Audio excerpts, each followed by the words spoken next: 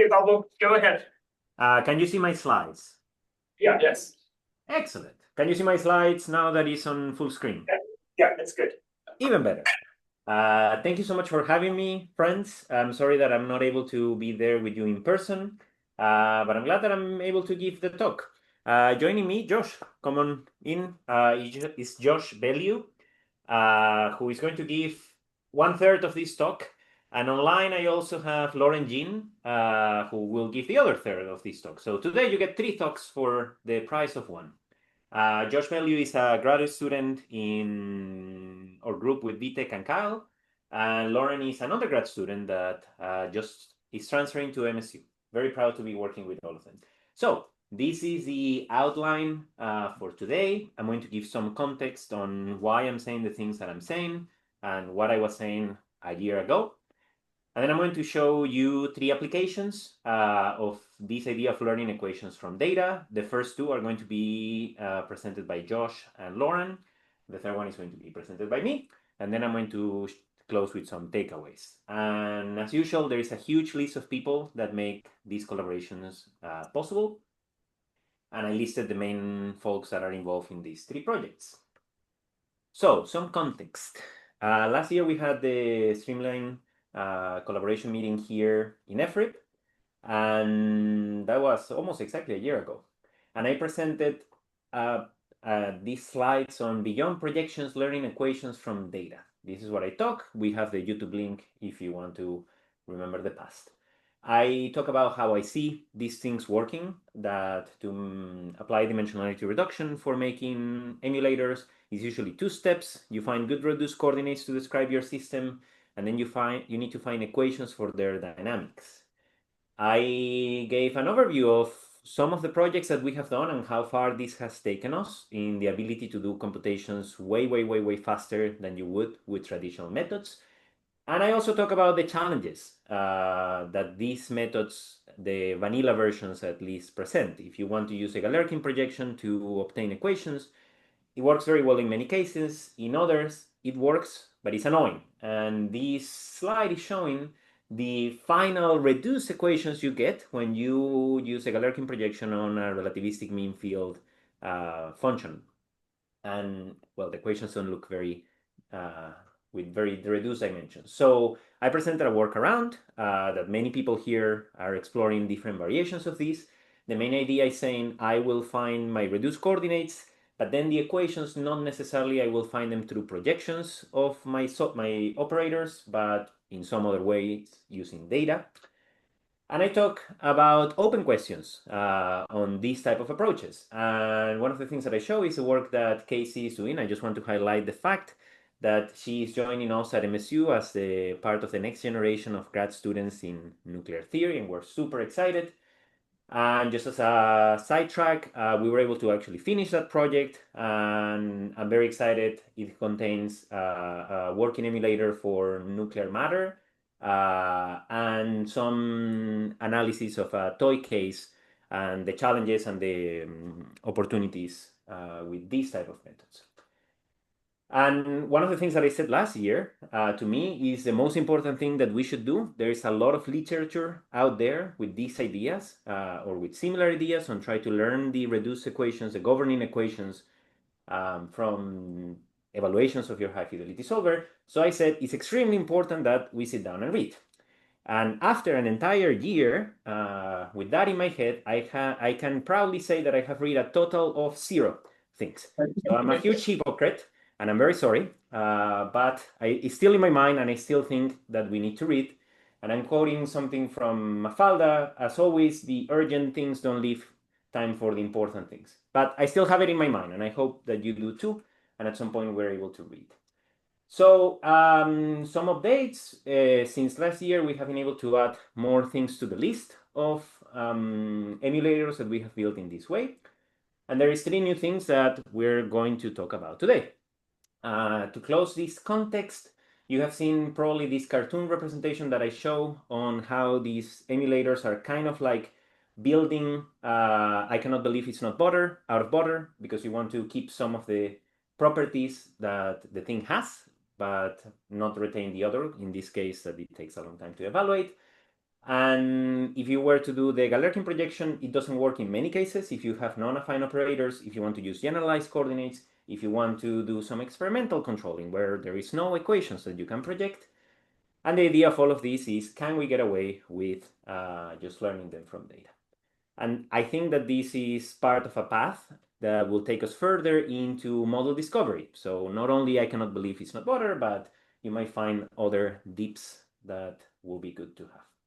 So with that, I am going to move to the first of the other presentations. Dean, can you confirm that now you can see presentation number 2? Yeah. Excellent. Josh, all yours. Enjoy. Thank you, Pablo. Hello, everyone. So I'm just going to talk about some work that we've been doing in terms of exploration of symbolic regression. And before we get started, we have this neat little graphic as like an intro to symbolic regression algorithms. So hopefully the animation is working, where on the top right, we can see the current expression that we're looking for, which is represented as an expression tree there on the left. And we can see graphically on the right that the expression is trying to model the blue curve, the truth. And that's at a very fast pace what symbolic regression is attempting to do. And before we talk about like the work that we've been exploring thus far using symbolic regression, I just wanted to give a note on some symbolic regression algorithms.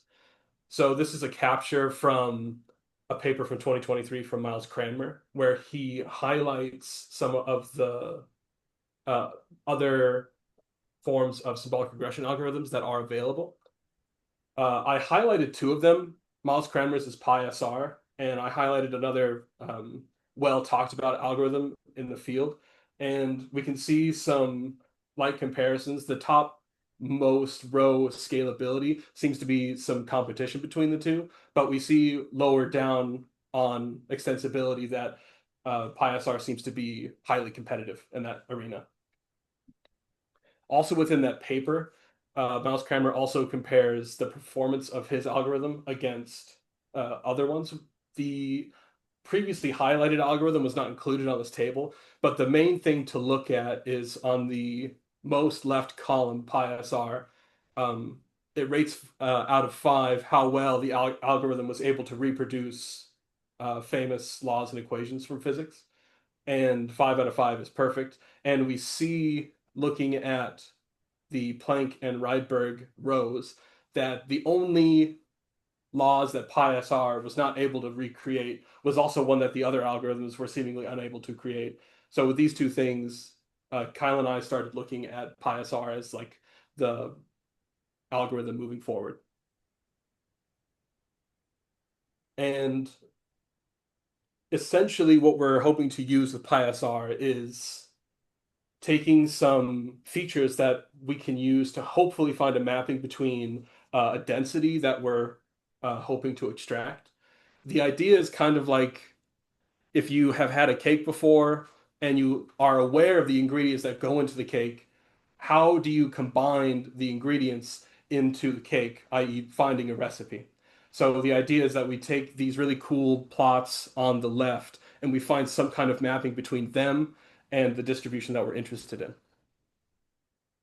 The first case that we tried is discovering something known as the localization measure, which is as given in the paper from 2020. The capital Y is the expression itself that we're looking for, and our algorithm that we were working with relates the equations that it found and lists them in terms of lowest complexity and loss. The lowest order complexity that we found had a loss of to the -6 order, which is pretty good. We're looking for the loss to be as small as possible. But we see here that because we know what the equation is that we're looking for, we're obviously missing some of the features that we want. So we continue on looking down, and we see that it swaps out for a new feature and some number. But we do see an increase in well, technically a decrease in loss, but an increase in performance with an increase in complexity, which is okay. If it's, relatively complex, but it's really good at recreating the distribution, then that's pretty okay. But when we continue on down, naturally the complexity increases and we start seeing more what might be called strange combinations of features. But again, we see that the loss decreases, and now we're at to the -8. And showing the rest of the table here, we see some interesting things. The loss goes down to an order of 10 to the -21, which is really good. But we have three expressions to look at. Now, because, oh, the letter there, because we know what the equation is, we can just kind of look at it and say, oh, well, this expression highlighted by the purple arrow is the one that we're interested in. But how do we go about doing this without knowing that? Like, it has really good loss and it's relatively low complex, which is a pretty interesting thing. So we did a second case study in which Kyle generated a distribution that he didn't want me to know and asked me if I could recreate the distribution given some features. And to save time, the thing we'll point out is we get a large table of expressions that have varying performances, but we went through and we selected the lowest loss, which is in this case was to the -15th order. And from that expression, we grabbed the lowest complex expression. And when we plot that distribution, the original secret distribution that Kyle gave me is pictured on the left, and the symbolic regressor's recreation of that distribution is on the right, and they look very true to one another. And Kyle was able to tell me in this process that the expression that we did find was the correct one indeed, that wacky looking one. So the final case that we've been looking at so far is if we have some density distribution as shown on the left, and we have the density distribution on the right, we're interested in finding some mapping to get that lambda.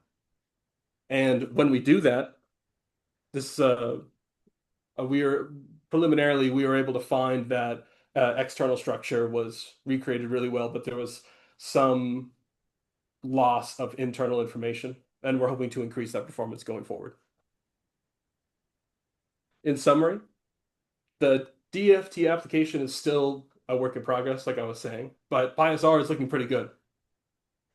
It's flexible when it comes to inputs and features. It's scalable and easily parallelized, and extremely customizable. That was the thing that kind of competitively set it apart from other algorithms. And if you have any potential applications for an SR framework, please reach out. We look forward to collaboration. Thank you. Thank you, Josh. Fantastic presentation. I am so happy that we're able to highlight Josh and Lauren. Lauren, are you there? Can you unmute yourself? Yeah, my camera doesn't seem to be working, so I apologize for the inconvenience, but yeah, I'll go ahead with the presentation. Yep. Hi, I'm Lauren, and I'll be talking about an emulator I developed for the quasi-particle random phase approximation, specifically for charge exchange QRPA to emulate the beta minus decay observable. Pablo, next slide, please. This project was done at FRIB as a part of the NSF-RU grant, so I'd like to just quickly acknowledge FRIB and NSF for their support, and also most importantly, my FRIB family who guided me through this project. First, I'd like to just give you a brief outline for the talk. I'll begin with a brief background motivation for creating the emulator, and specifically our motivation for extracting beta minus decay observable information from the QRPA. And then I'll briefly discuss the basic QRPA formalism that underlies the emulator and discuss the parametric matrix model framework that we use to build the emulator. And yeah, and I'll finalize with our results and future outlooks with the new tool. So for those who have not encountered beta minus decay before, beta minus decay is the essential ingredient in answering many of the fundamental questions in regards to nuclear structure, astrophysics, and tests of fundamental symmetries, and even more, as it governs the neutron to proton ratio in nuclei. In beta minus decay, the transition from an initial to a final nuclear state involves the transformation of a neutron into a proton within the nucleus, and that's accompanied by the emission of an electron and an antineutrino. Pablo, next slide, please. This transition is contained in the matrix elements provided by the charge exchange Curie formalism. And I won't go too much into detail for that, but the main idea is that the framework gives us the strength functions for determining the beta decay rates, and in turn, the half-life observable. And you can see those strength functions in the rainbow plot right there. Now you can see that the Curie matrix starts with very large dimensions of 10 to the 5 orders or so. And if we try to capture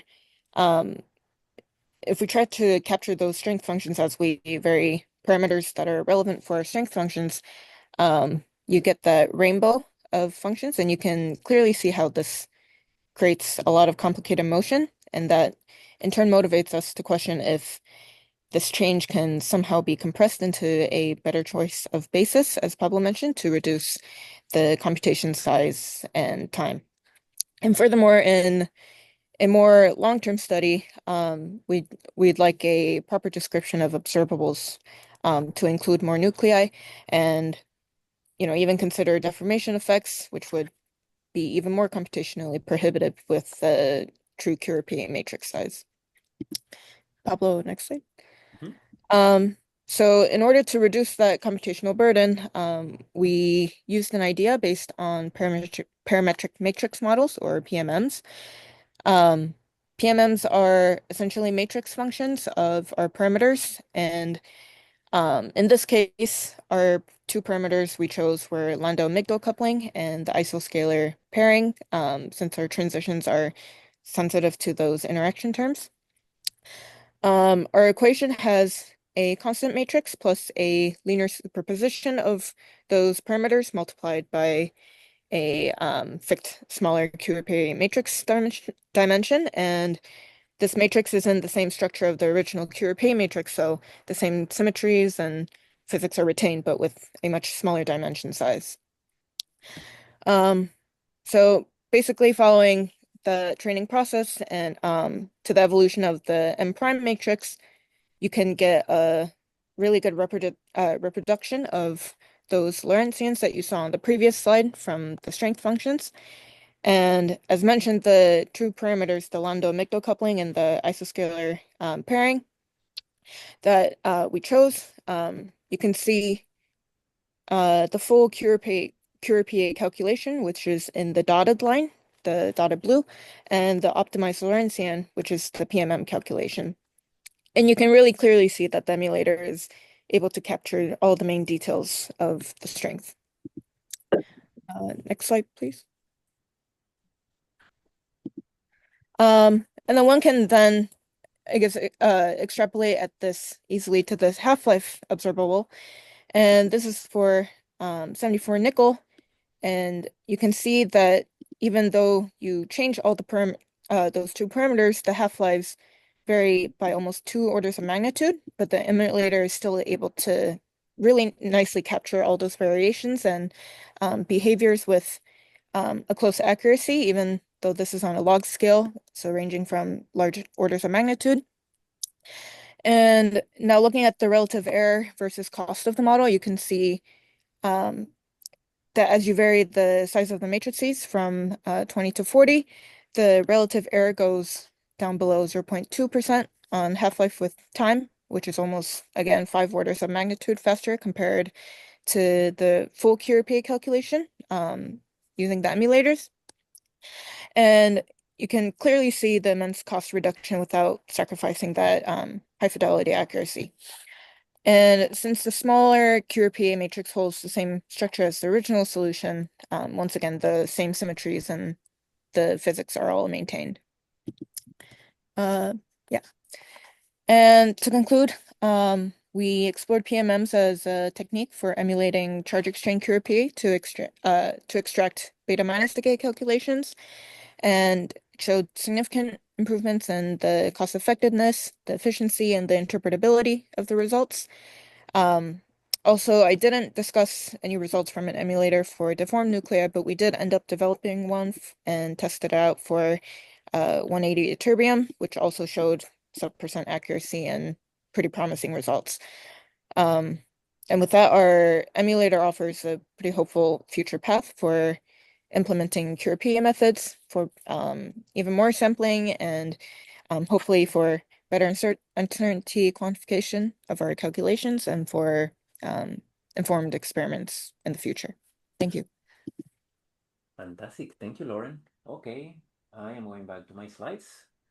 So we were able to hear from Josh on the symbolic regression for the constraining fields, on Lauren on using parametric matrix models for the response function. And now I'm going to take the next 5 minutes to talk about the other approach we explored on genetic programming to try to emulate nuclear densities. And before I show you that, I want to highlight a toy problem that we were playing with. Is a modification of the Gross-Pitayevsky equation, which has nothing to do with nuclear physics, at least not at this level. But we modified this equation to obtain a term that is extremely hard to emulate if you try to rely on the Galerkin projection. And kappa, q, and sigma are parameters, and rho is the density of the particle. So this is highly nonlinear and non-affine. If you change all the parameters in some range, you get this kind of rainbow plot. I like how Lauren called it. And if you do the same for the realistic case, using SCERM and a relativistic mean field model to describe the neutron density of calcium-48, this is the rainbow plots that you get. If you now go and visit the PCA doctor, she will tell you that indeed the dimension of these solution manifolds for the densities are very low dimensional. You can reproduce variations in this with very few components if you were to expand it in a reduced basis. And what I'm highlighting in here are the actual 3 reduced spaces of the 3 different problems. Now the question is, if you expand these, you obtain your reduced coordinates, but how are we going to get equations for them? Because I don't have a defining equation for the density that I can just project. It depends on the particles, and if I have many wave functions, the thing will just not scale very well. So that's what we're trying to do with the genetic programming. To compare, we also use some linear regression approach, and the simplest linear regression that I could think of, which is just a parabola on the parameters, and then we try to learn the governing equations for the coefficients from the data. And this is how it looks. So if you go to the modified Gross-Pitayevsky equation, and you make plots in where you're changing only the kappa parameter, which is the trapping strength, while leaving the other 3 parameters constant, this is what you observe for the optimal coefficients A1, A2, A3 as a function of that parameter. And the 3 methods, the 3 emulators that we built, trying to learn those dynamics, reproduce the dynamics relatively well. After you pass this threshold of arbitrarily chosen 3, we are on the extrapolating region. And I'm very happy that the genetic programming seems to have learned some underlying equations that allows you to extrapolate beyond the part that you actually train it to. These are the equations that we find, and I'm still scratching my head trying to think how we can put some physical interpretation to them. This is the equations for the first coefficient as a function of the 3 parameters. Still thinking about it, but it works.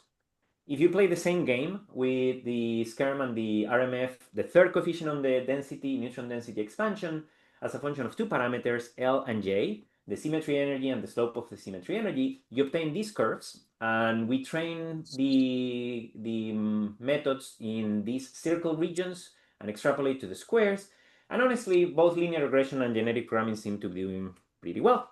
And these are the equations that you end up finding for how the coefficient changes with respect to L and J. The final plot, if you make a cat plot, a computational accuracy versus time plot, this is what we get. And in comparison to the limit of how good you could reproduce all the densities up to 3 bases, I think all the methods are doing relatively well. The genetic programming was particularly fast because it's able to find very compact equations to describe the dynamic. So my conclusion on this is that this thing is fast, it's effective, and it's really easy to set it up if you have friends that have access to the algorithms that you need to run, of course. We have put this in the archive last year, and the updated version will come to an archive near you soon. So with that, I have 1 minute to give my takeaways, and I have 2-ish. The first one is about this dimensionality reduction process. It's 2 clear steps. As I mentioned it, you find good reduced coordinates, you find their dynamics. This allows you to be creative, mix and match, and we need to read. And if you find error dynamics from data, there's many options, many more on the market, and it makes it very easy to set up in comparison to the very complicated processes that we have to follow to use a Galerkin projection. All the equations that I showed are explicit equations that relates your control parameters with response variables. And I am extremely convinced that if we go to explore implicit relationships, the success is going to be even bigger. That is one of the things that I feel makes PMMs so powerful, is that you end up having implicit relationships through the eigensystems of matrices between your control parameters and your response functions. And my final takeaway is about machine learning and statistics in general, and there is a reason why, beyond the fact that I didn't want to make an entire presentation, there is a reason why Josh and Lauren gave such fantastic presentations, even though they have been working with us for less than a year, is that although machine learning and statistics are propelling nuclear physics towards a new era of discovery, they can propel nuclear physics towards a new era of excellence in where people can join the workforce and very quickly become extremely useful for the scientific endeavor by learning these type of approaches. And with that, I want to thank all of my collaborators, the people that pay for my lunch. I thank you for listening, and we open the floor for questions with everybody. Thank you.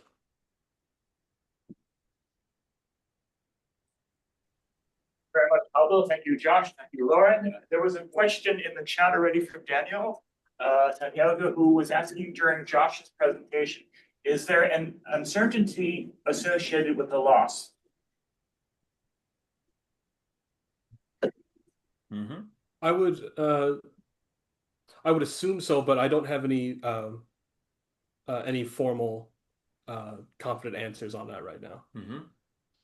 I'm going to comment, by the way, Kyle is in the audience and he's part of everything that I show. So if for 5 minutes run out, he's a person that you can go and have very insightful conversations.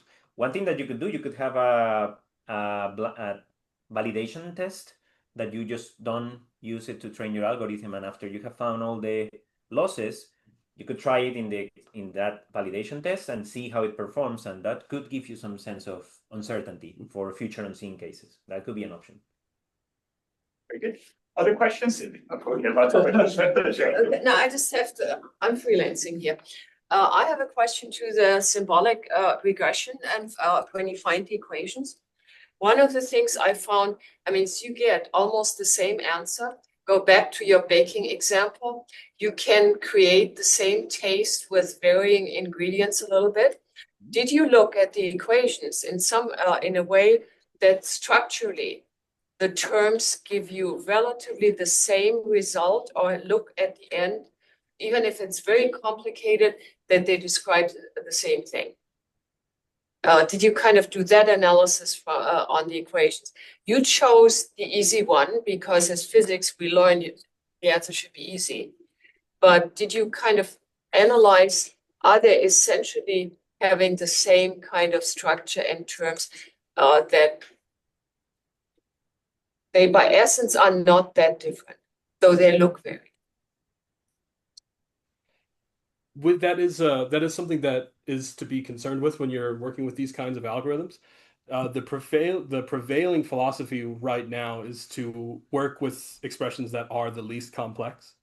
The performance can be similar, like as we see for those bottom three expressions. They, like you said, they do exhibit some familiarity between themselves, but as we saw, the loss is relatively the same, and at that point, it can be a question of what the investigator is expecting. And typically, like you said, we're looking for expressions that are relatively simple. And maybe what can happen if you go to one of these more complex equations is that it's actually just overfitting and fitting to noise. Because in these cases where we have a true equation, we're fitting things at a very, very high fidelity. Okay, so you are telling me if you get more and more complicated expressions, you are basically kind of fitting noise and putting in stuff, which is marginal. For the cases where we do have a true equation, because we do know that this equation can be constructed by the features that we give it. The real case won't be like that, because we'll be trying to discover something that is not generated by us. This is a classical machine learning problem. Like Pablo said, with validation data, you can get rid of most of the problems of overfitting. And also the algorithm does have some features in place for when you know you have noisy data as well. you can have noise mitigation structures to help out there. Okay, next question. So I had a comment regarding all of the regression and stuff. So the symbolic as well as especially this genetic programming. I worry when, in physics we have phase transitions all the time. And even if you do very, very careful uncertainty quantification with these things, these methods almost always fail in these sorts of cases. They'll even give you, estimates for uncertainty that are very small, but will fail on either side of the phase transition. Is this a concern or something that's been tested and tried? It's not necessarily a concern for how we're planning on using it for the near term. Long term, it's something that we would like to make sure that we're resilient against. So coming up with mitigation strategies would be useful were it to be the case. So in the case where we're trying to learn these fields, we're not trying to learn something as a function of parameters, for instance. No phase transition. Yeah, exactly. In the case of what Pablo presented, this is something that could happen if you do have a very quick change for the behavior of these reduced coordinates. But if that's not encapsulated in your basis anyway, I don't know if you'd be able to get it. But Pablo might have something to say. I agree with everything that Kyle is saying, and that's of course a good point, Patrick. If you forsake using the operators, you might be more prone to having those type of problems, because where is going to be the math police that is going to stop you from extrapolating to a region that things shouldn't be defined? And the example that I have in the relativistic mean field case, you see that the training region is not completely contained in the testing, and that's because when I was running the high fidelity calculations for these crazy values of L and J, my neutrons were misbehaving and I was having convergence issue. My reduced equations don't have convergence issues. Should they, or should they not? Should we treat this as some sort of eigenvector continuation in the true sense of extrapolating to unstable regions, or should we stop when that should happen and just not extrapolate there? I don't know. I need to think about it more. If I may, a quick follow-up, because it's on this slide. Did you compare these simple regression problem? Simple, I don't mean in like a reductive sense. I just mean, poly 2 and least, what is LR here? Linear regression, relatively simple. I don't know how complicated the genetic programming one is, but did you compare it to a very simple neural net or whatever, the king of regression today? No, we haven't. That could be an interesting thing to try. I made these up because I wanted to have some baseline on what somebody might come up with. Sure. But definitely there is something in between that is way more complicated than a parabola that will be interesting to check. Yeah, I was just curious. Charles had a question. I wonder, in Lawrence talk about the parametric matrix model, how many parameters were there in that model and how were they adjusted? Lauren, Sorry. I think that's a you question. Yes, sorry, can you repeat that question? It's a bit quiet. I wonder how many parameters you had in this model and how were they adjusted? It was just two parameters. It was the lambda migdal and the isoscalar pairing strength. And they were just set between a certain range from 0. Lauren, I think he's asking the parameters of the PMM. So the things that you needed to learn from data. Yeah, they were just adjusted to the two parameters. No, he's asking about trainable parameters, the kind of like the weights and biases. The thing you use TensorFlow to train. I'm sorry, I'm not quite sure I understand your question. That's okay. I can help. The matrix, if they are size 10 to 20, and I think we were treating them as symmetric matrices, so that many parameters that you will have free parameters in 2 of these matrices. So I think the largest you did was 40. I saw on a different slide. If those are complex values, then there's 3,200 real values to train. If they're real values, then there's half that, 1,600.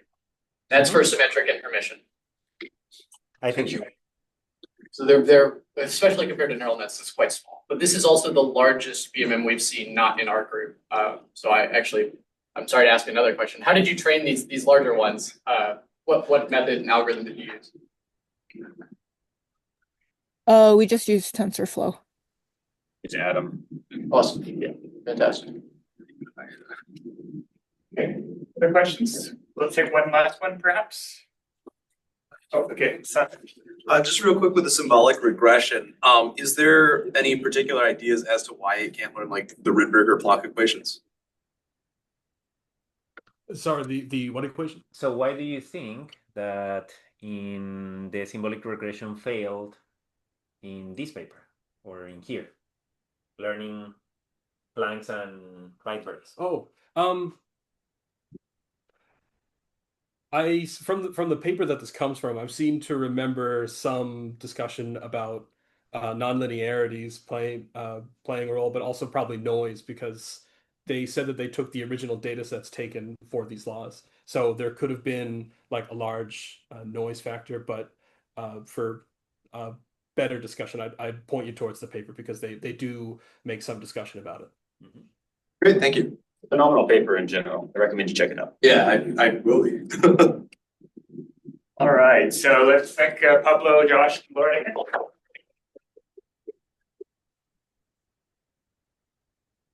So we actually have a coffee break now until 10:37. Bye, friends. Good job, everyone. I invited all of the undergrads to come watch at least, so hopefully they'll have time. I think Alicia might be